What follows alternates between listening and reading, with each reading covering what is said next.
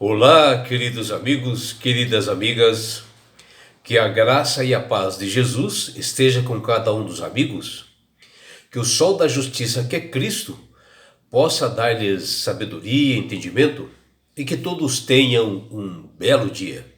Vamos estudar a lição e hoje, domingo 10 de novembro, a lição 7, ela tem como título De Volta a Abraão.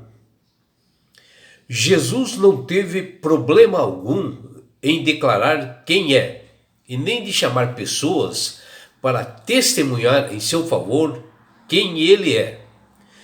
Mesmo às vezes testemunhas que já haviam falecido por algum tempo, incluindo Abraão, quando o próprio Jesus disse: Abraão, o pai de vocês, alegrou-se por ver o meu dia.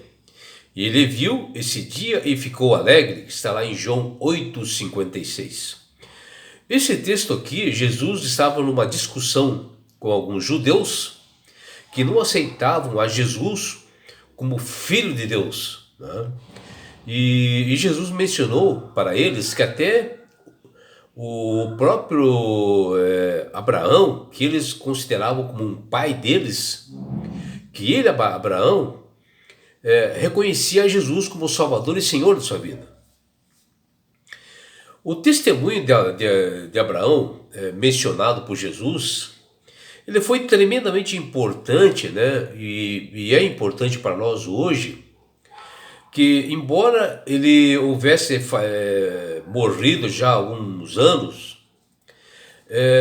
e Jesus estava conversando ali com alguns fariseus, mas é importante realmente para nós olharmos a grandiosidade desse homem chamado Abraão, que pela fé e pela obediência e comprometimento na sua vida, ele apontava para a vinda do Messias. E a sua vida ela foi assim um aprendizado para todos nós, né? Pela perseverança, né? Pela forma que ele conduzia a sua vida cristã. E foi isto que Jesus passou a mensagem para os judeus incrédulos, né? Que Abraão, pelo conhecimento que ele tinha das Sagradas Escrituras, né? Porque ele estudava, e a obediência, a fé em Deus, né? E as coisas aconteceram conforme Deus realmente conduziu a vida dele, né?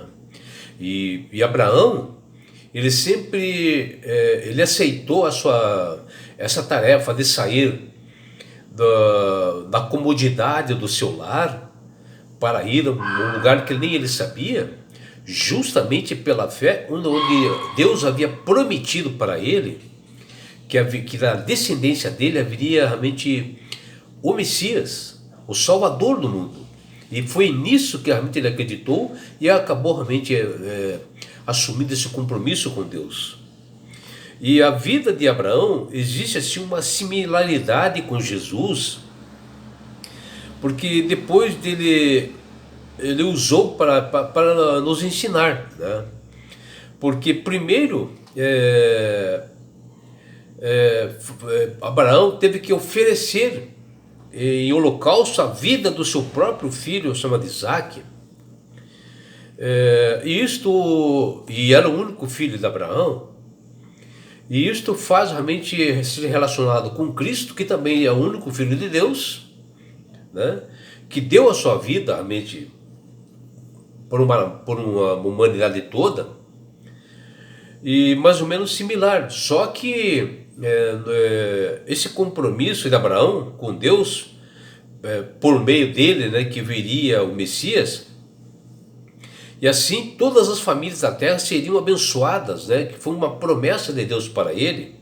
E isso foi devido ao comprometimento de Abraão, a sua fé, dele acreditar realmente nessa promessa e estar fixada e focada na sua mente que da sua descendência viria o Salvador prometido.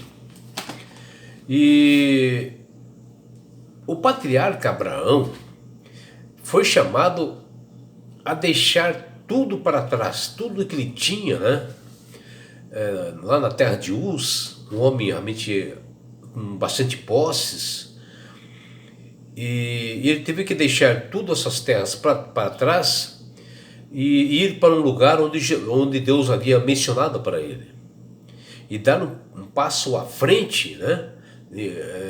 Justamente através da sua fé, crer no que parecia ser inacreditável, né? E fazer com que Deus o chamava a fazer, e ele foi obediente e fez. E assim ele foi denominado o pai da fé. Quando Abraão ficou sabendo que seu parente Ló estava com problemas ali em Sodoma, ele decidiu resgatá-lo. E ele comandou uma força militar assim de mais de 300 homens que eram da sua própria casa, para justamente ir lá defender seu sobrinho Ló, que queriam matá-lo. E muitos reis ali envolvidos nas terras em volta, que não se davam com a nação Sodoma e Gomorra, eles estavam esperançosos justamente em Abraão, e se envolveram nessa batalha.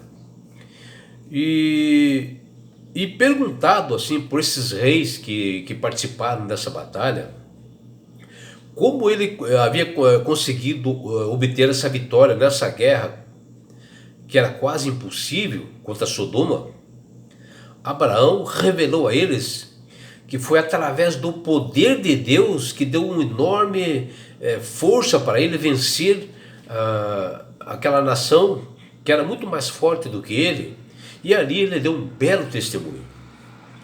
E Jesus não teve receio algum em declarar quem é, e nem de chamar pessoas de quem ele é, até pessoas que já tinham morrido, né, há muito tempo, e ele tocou no nome justamente de Abraão, por esse compromisso que Abraão teve com Deus, pelo seu caráter, pela fé, dele estar esperançoso justamente no Salvador Jesus.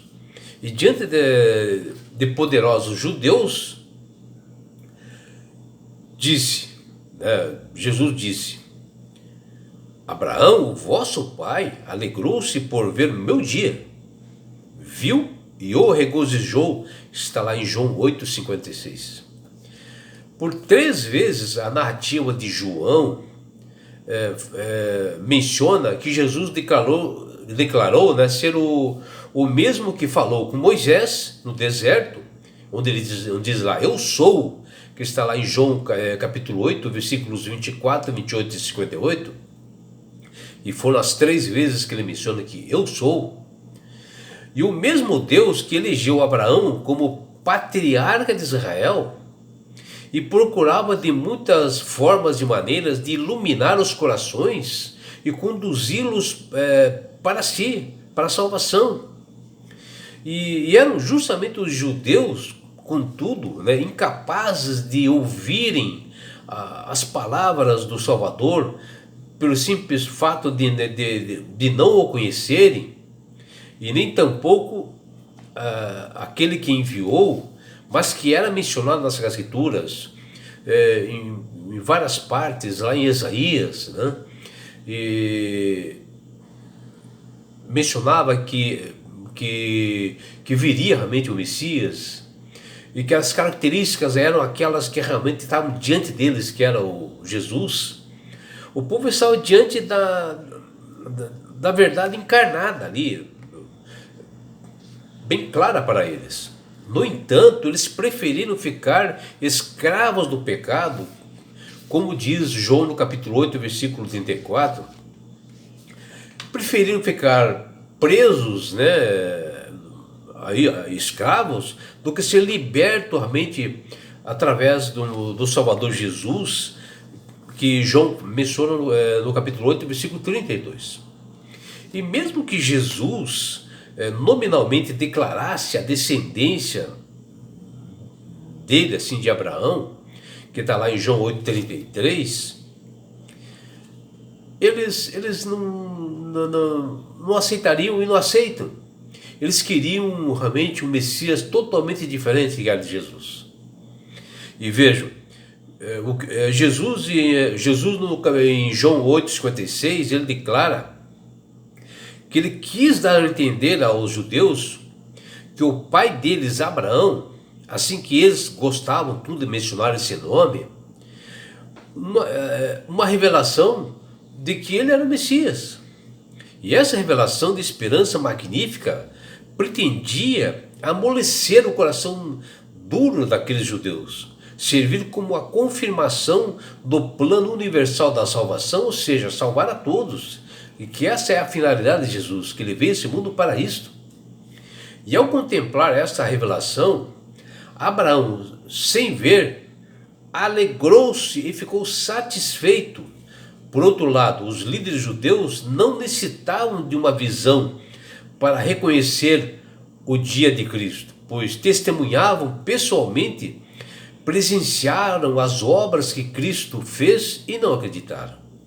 Em vez de ficarem felizes e alegres, como eles estiveram através do seu pai Abrão, que eles tinham uma verdadeira idolatria, talvez assim por Abraão, tinha uma consideração enorme, eles chamavam de pai Abraão, e eles ficaram assim irados com Jesus por ele afirmar que ele era o Messias, o Filho de Deus. Jesus tentou identificar de todas as formas aos judeus, mencionando o nome de Abraão, que eles tinham muito apreço por ele, e o chamavam de pai Abraão. E o testemunho dele é importante. João 8,56 narra que Jesus disse que Abraão se alegrou quando ele soube através dele que viria o Messias, e todas as nações seriam abençoadas. E Jesus mostra a eles que a fé de Abraão estava fixada neste Salvador. Aqui Abraão serviu como um tipo assim de Deus,